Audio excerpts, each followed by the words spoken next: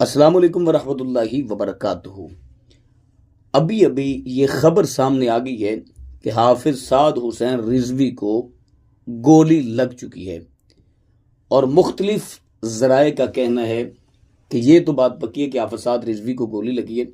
कितनी लगी है और टीएलपी वाले अब क्या करने जा रहे हैं और ये कैसे मुमकिन होगा कि ये जो मुज़ाकरात कामयाब हों, वफद जो है वो क्या करेगा और कौन कौन से मुतालबात रखे जाएंगे, कौन कौन से हुकूमत के साथ मुतालबात किए जाएंगे। तो आज इस अहम मसले पर डिस्कस करेंगे, लेकिन उससे पहले गुजारिश कि अगर आपने अभी तक चैनल सब्सक्राइब नहीं किया, चैनल को सब्सक्राइब करें, बेल आइकन को दबाएं ताकि इस तरह की लेटेस्ट और नई से नई वीडियोस आप तक बआसानी और बर वक्त पहुँच सकें।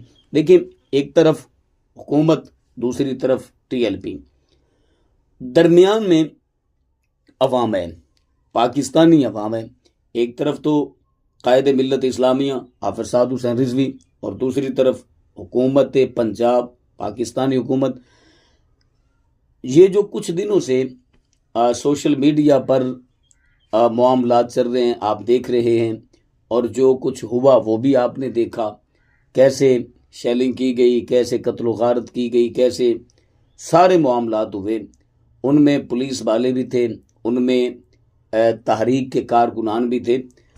अब जो शहीद हो चुके हैं, देखें, अब जो शहीद हो चुके हैं, चाहे वो पुलिस के नौजवान हैं, चाहे वो कारकुनान हैं, उनका क्या बनेगा।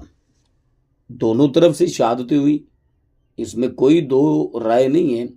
रियासत, हुकूमत, ये जो मामलात बने हैं, ये जो खून की होली खेली गई है और खिलाई गई है, हाँ जी खिलाई गई है, इसके दरमियान मैं तो आपको पहले भी कह चुका हूं कि इसके दरमियान कोई और है। ये जो सारे मामलात कर रहा है कोई और है, ना इसमें हुकूमत का बस है और ना तहरीक। इसमें कोई और जो अंदर खाते में ये सारी कार्रवाइयां करवा रहा है। अब हाफिज साद रिजवी को कितनी गोली लगी है, बाज तो कहते हैं कि 3 गोलियां लगी हैं, बाज कहते हैं नहीं 1 लगी है, बाज कहते हैं कि जान को खतरा है, बाज कहते हैं नहीं जान खतरे से बाहर है। देखें, जब इस तरह के मामलात होते हैं तो फिर बहुत ही तहम्मुल का मुजाहरा करना पड़ता है, तहम्मुल का मुजाहरा करना पड़ता है। अब टीएलपी वाले क्या करेंगे ये खुदाई बेहतर जानता है कि अब वो क्या करेंगे, धरना देंगे या रोड ब्लॉक करेंगे, क्या करेंगे ये अल्लाह बेहतर जानता है। बस आप ये दुआ करें कि अल्लाह ताला मुल्क पाकिस्तान को अमन का गहवारा बनाए, अल्लाह ताला पाकिस्तान पर अपना ख़ास करम फजल फरमाए कि पाकिस्तान इस तरह के हादसा से महफूज रहे।